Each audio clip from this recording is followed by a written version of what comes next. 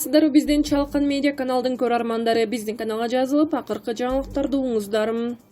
Кыргызстанда коронавирустан 2 адам каза таап, 132си оор абалда жатат. Учурда 3445 бейтап ооруканада жатса, 3645 адам дарыгерлердин көзөмөлүндө болуп, үй шартында дарыланууда. Кыргызстанда соңку бир сутканын аралыгында 2 адам коронавирустан каза болду. Бул тууралуу республикалык штаб билдирди. Алар Ош облусундагы ооруканада дарыланып жатышкан. Ушуну менен өлкө боюнча COVID-19дан көз жумгандардын саны 1172 адамга жетти. Учурда 3445 бейтап ооруканада жатат. Алардын ичинен канааттандырарлык абалда 51 адам, орточо оор абалда 2293 адам, оор абалда 969 жана өтө оор абалда 132 адам. Мындан сырткары 3645 адам дарыгерлердин көзөмөлүндө болуп, үй шартында дарыланууда.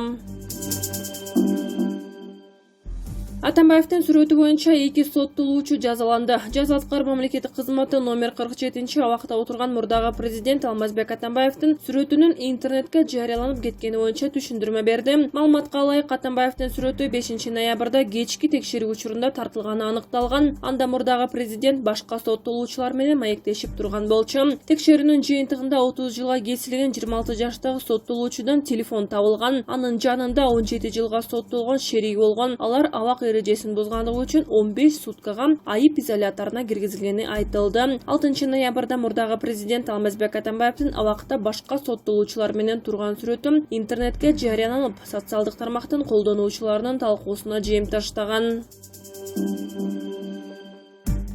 Республикалык штабты Эльвира Сурабалдиева жетектебей болду. Аталган буйрукка премьер-министр Садыр Жапаров кол койгон. Ал эми республикалык штабтын төрагасынын ордун басары болуп, саламаттык сактоо министри эсептелет. Социалдык блок боюнча вице-премьер өлкө аймагындагы коронавирус инфекциясынын жайылышына каршы күрөшүү жана аны жоюу боюнча ыкчам штабтын төрагасы болуп дайындалды. Бул тууралуу өкмөттүн маалымат кызматы кабарлады. Тийиштүү буйрукка премьер-министр Садыр Жапаров кол койгон. Ал эми республикалык штабтын төрагасынын ордун басары болуп, саламаттык сактоо министри эсептелмекчи. Кыргызстандын өкмөтү жөнүндө конституциялык мыйзамдын 18 беренесине ылайык премьер-министрдин ушул жылдын 20 мартынан номер 171 буйругуна өзгөртүүлөр киргизилген. Эльвира Сурабалдиева учурда социалдык тармакты караган вице-премьер. Мурунку өкмөттө штабтын башчысы биринчи вице-премьер Алмазбек Батырбеков болгон.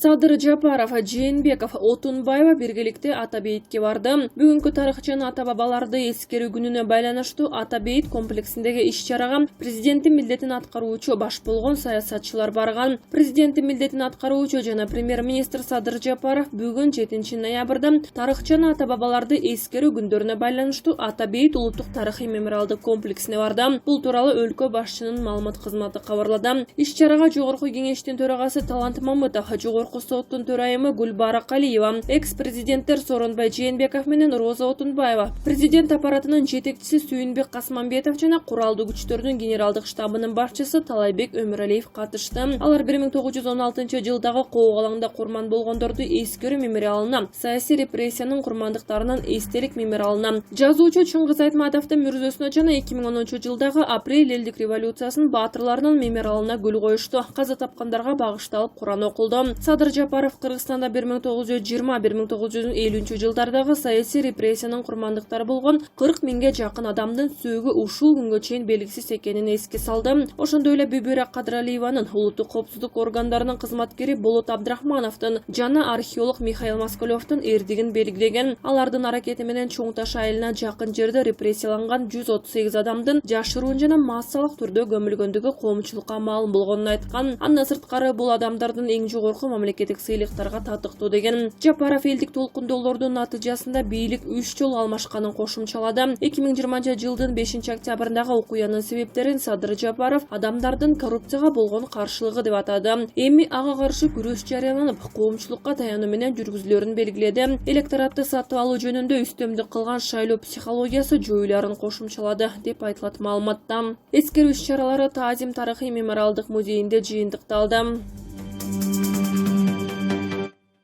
Сыймык Жапыкеев кабинетиме китайский калпак көтөрүп алып келе бербегилечи. Сыймык Жапыкеев түз эфирге чыгып элге болгон нааразычылыгын айтты. Кабинетиме китайский калпак менен резюме көтөрүп алып эле келе бербегилечи. Азыр бул жакта бүт штаб толтура экен, тазалануучуларды тазалап жатабыз, дейт Сыймык Жапыкеев. Эске сала кетсек, Сыймык Жапыкеевдин аты кынядан таанылып, 6, 7, 8 октябрдагы митингтерде активдүү катышкандыгы үчүн Баркы Финполицияга чейин көтөрүлдү.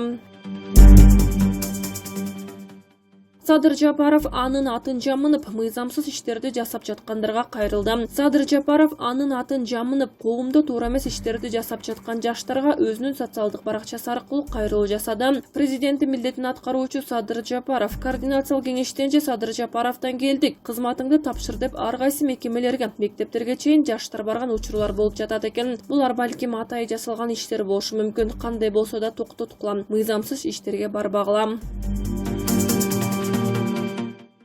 Эми Чыпалак Баатырда президенттик шайлоого катышат. Мындай пикирин Зарылбек Аликенов жеке Facebook баракчасы аркылуу билдирди. Улуу урматтуу түшүнүктүү жалпы кыргыз эли, мына акыркы күндөрү көпчүлүк мени колдогон элим, көп суроо узатып жатасыңар. Эми президенттик шайлоо боюнча катуу ойлонуп баштадым. Ошого мен 1000 ойлонуп, 1000 өлчөп, бир кес болуп атамын демекчимин. Президенттик шайлоого катышарым же катышпастыгым боюнча 1-2 күн ичинде ойлонуп өтүп, так ачык чечим чыгарайын деп чечтим.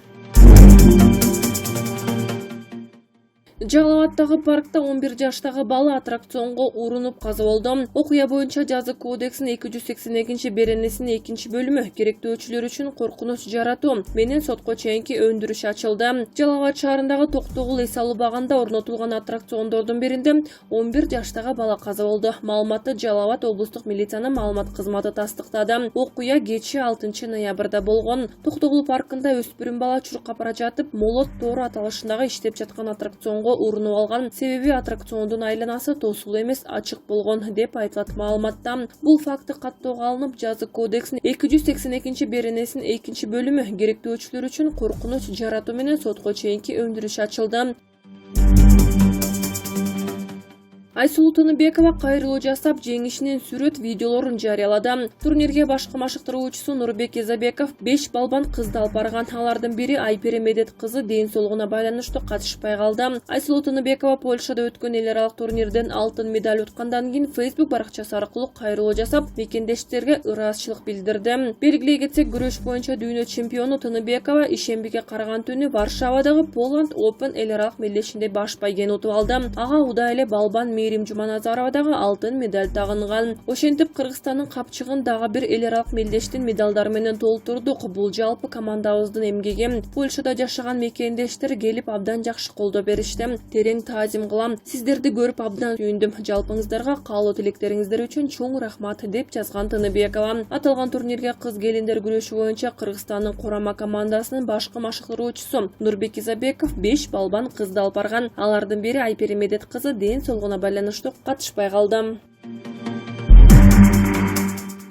Президенттик шайлоого 686 миллион сом керек. Каражат эмнеге көбөйүп кетти? БШКнын төрайымы ушул жылдын бюджетине өзгөртүүлөрдү киргизүү өтүнүчү менен финансы министрлигине кайрылганын белгиледи. Кыргызстанда мөөнөтүнөн мурда президенттик шайлоону өткөрүш үчүн бюджеттен 684 миллион сом керектелет. Бул тууралуу Борбордук шайлоо комиссиянын төрайымы Нуржан Шайлдабекова журналисттерге кабарлаган. Анын айтымында шайлоо кампаниясынын жарымы быйылкы жылга туура келип калгандыктан 337 миллион сом 2020 жылдагы бюджеттин эсебинен бөлүнүшү керек. Шайлдабекова парламенттик жана жергиликтүү кеңештерде шайлоонун эсебинен 200 миллион үнөмдөлгөнүн билдирди. Белгилей кетсек, коронавирус пандемиясынан улам жергиликтүү кеңештерде шайлоо жылдырылган. Анын айтымында ошондуктан бюджеттен кошумча 137 миллион сом керектелүүдө. БШКнын төрайымы ушул жылдын бюджетине өзгөртүүлөрдү киргизүү өтүнүчү менен финансы министрлигине кайрылганын белгиледи. Кокус шайлоонун экинчи туру өтө турган болсо дагы 137 миллион сом керектелет. Ошондуктан болжолдуу сумма 550 миллион сом болуп өзгөрүп көбөйгөн. Шайлдабекова 2017 жылкы президенттик шайлоо биринчи турдун жыйынтыгы менен аяктагандыктан анда да акча үнөмдөлгөнүн билдирди. Эске салсак, Кыргызстанда мөөнөтүнөн мурда президенттик шайлоо 2021 жылдын 10 январында өтөт. Азырынча президенттикке 10 адам талапкерлигин койду.